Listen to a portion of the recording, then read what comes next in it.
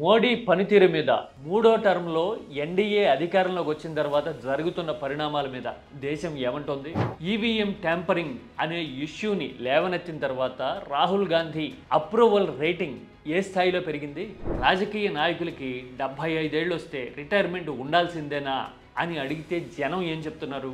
ఇలాంటి కీలకమైన టాపిక్ల మీద దేశవ్యాప్తంగా జరిగిన సర్వేలో బయటపడుతున్న డీటెయిల్స్ చూస్తే అవునా జనం ఇంత డీప్గా ఆలోచిస్తున్నారా అని అర్థమవుతుంది. ఇది కేవలం నేషనల్ పాలిటిక్స్కి మాత్రమే సంబంధించిన విషయం కాదు. 75 ఏళ్ల తర్వాత రిటైర్మెంట్, ఎన్డీఏ పనితీరు లాంటివి ఉన్నాయి కాబట్టి తెలుగు రాష్ట్రాలకి మరీ ముఖ్యంగా ఏపీకి చాలా ఇంపార్టెంట్ అవుట్లుక్ అనేది ఈ సర్వే ఇస్తోంది అని అనిపిస్తూ ఉంది. ఇంతకీ ఆ సర్వే ఏంటో, ఆ డీటెయిల్స్ ఏంటో చూద్దాం. This is key talks.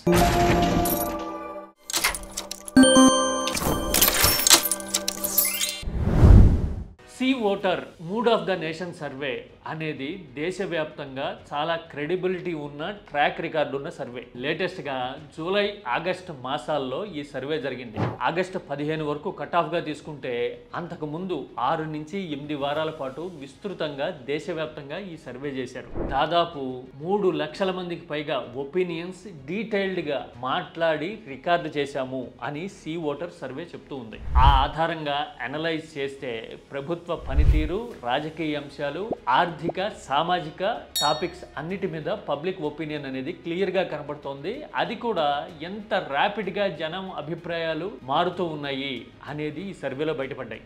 ఓవరాల్గా మోడీ పనితీరు గత ఫిబ్రవరితో పోలిస్తే ఆగస్టు నాటికి, అంటే కేవలం 6 నెలల్లోనే జనామోదం మోడీ సర్కారు మీద 10% తగ్గింది అని చెప్తూ ఉంది. రాహుల్ గాంధీ అపోజిషన్ లీడర్గా ఎలా పనిచేస్తున్నారు అని అడిగితే ఈ 6-7 నెలల కాలంలో అప్రూవల్ రేటింగ్ 28 నుంచి 50% పెరిగిందిట. అంటే దాదాపు రెట్టింపు అయ్యింది అని అనిపిస్తూ ఉంది. ఈవీఎం ట్యాంపరింగ్ ఇష్యూని రాహుల్ ప్రస్తావించిన తర్వాత పాజిటివిటీ కాంగ్రెస్ వైపు మళ్ళుతోంది.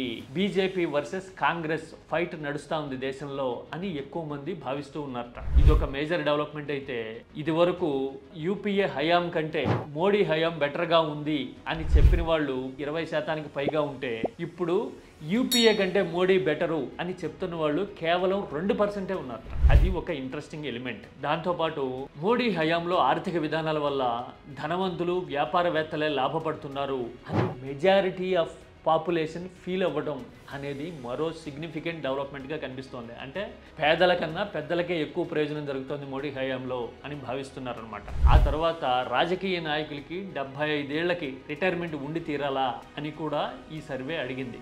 ఇక్కడ ఒక చిన్న క్లారిఫికేషన్ ఏంటంటే, మోహన్ భగవత్ రిటైర్మెంట్ అక్కర్లేదు 75 ఏళ్లకి అని మాట్లాడక ముందు, అంటే ఆగస్టు 15కి ముందు ఈ సర్వే జరిగింది కదా.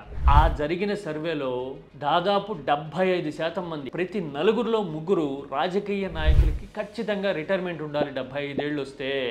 వాళ్ళు స్వార్థ రాజకీయాలు తప్ప మరేమీ చేయరు. 75 దాటిన వాళ్ళు, వాళ్ళ ఎక్స్పీరియన్స్ మనకు ఉపయోగపడుతుంది అని అనుకోవడం అత్యాశ అవుతోంది అని మన ఎక్స్పీరియన్సెస్ చెప్తున్నాయి అని 300 మంది అభిప్రాయపడ్డారట.